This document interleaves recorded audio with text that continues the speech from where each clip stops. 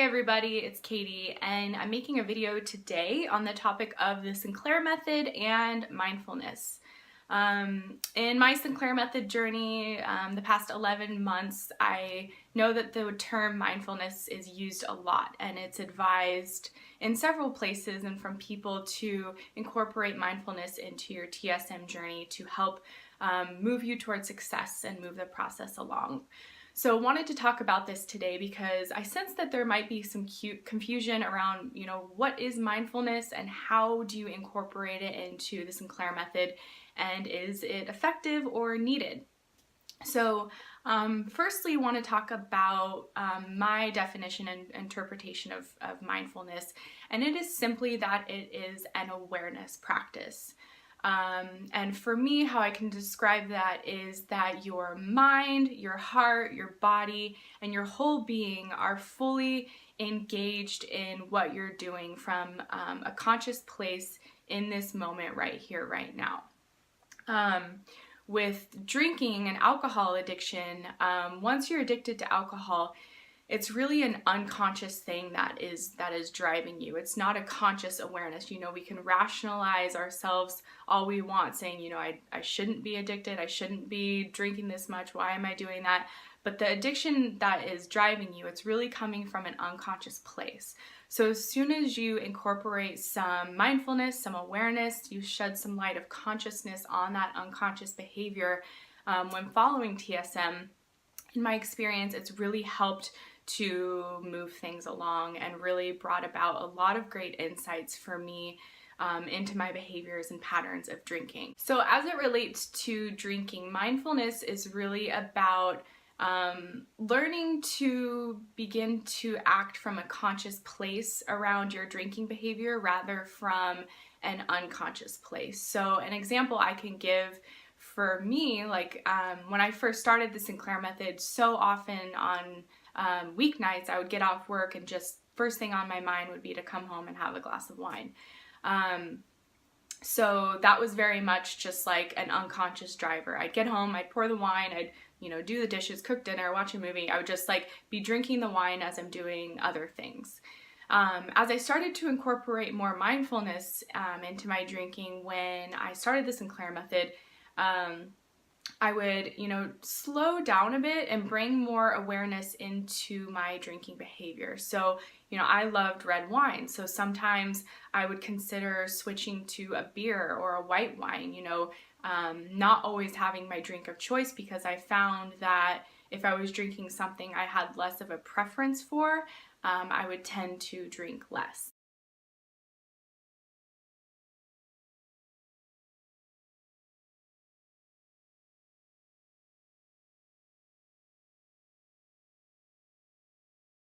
And also with that, there are ways to incorporate mindfulness in that, say, you get home at 5:30 and that's when you drink every night, and you're taking your pill at 4:30 while you're still at work.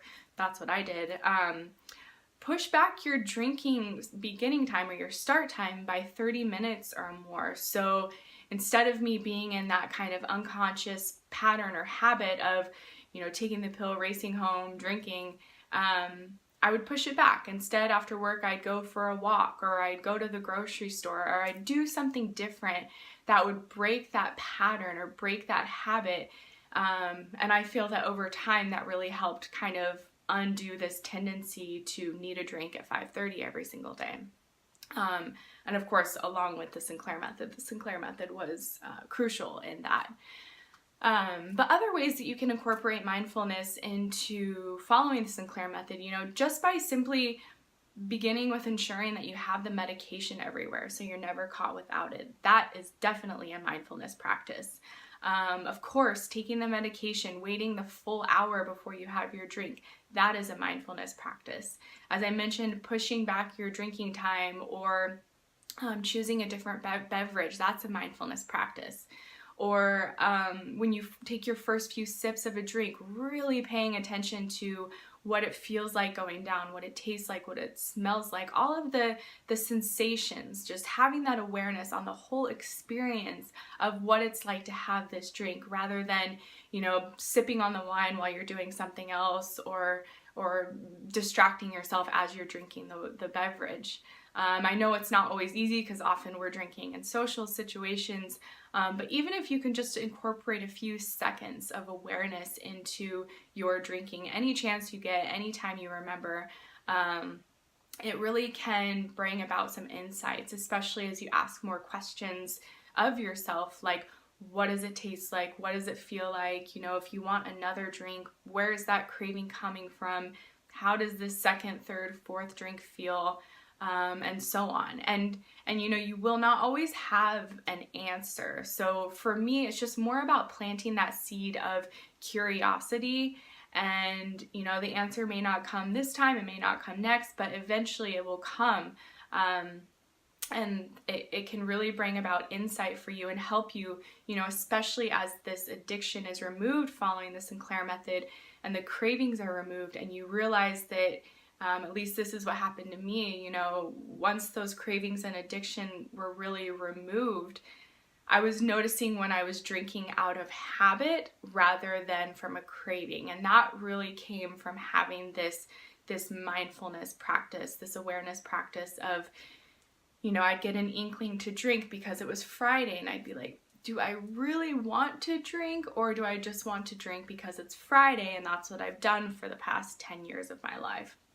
And again, you might not always have the answer, but just to even ask that question, you will begin to get these insights and begin to decipher between, you know, a craving or a trigger. Say if you're walking by a bar or you see a glass of wine and it just instantly makes you think of alcohol, or if you have just a habit that you've been in for years that you slowly need to break. I remember, you know, I made a video recently where it was a day off, and so often I would just spend my days off drinking, and so it was a day off for me, and I was like thinking I wanted to drink. I wasn't really sure, like it wasn't like a craving or anything. I was just like, do I want it? I think it kind of sounds good. But I really sat with it and was present with that feeling and kind of dissected it more and realized I just wanted to just veg out and relax and do nothing. It wasn't about drinking. It was about me just kind of like checking out of reality, you know, indulging in movies and just chilling at home, you know. And so yeah, I've shared a bit about some mindfulness practices you can do leading up to drinking.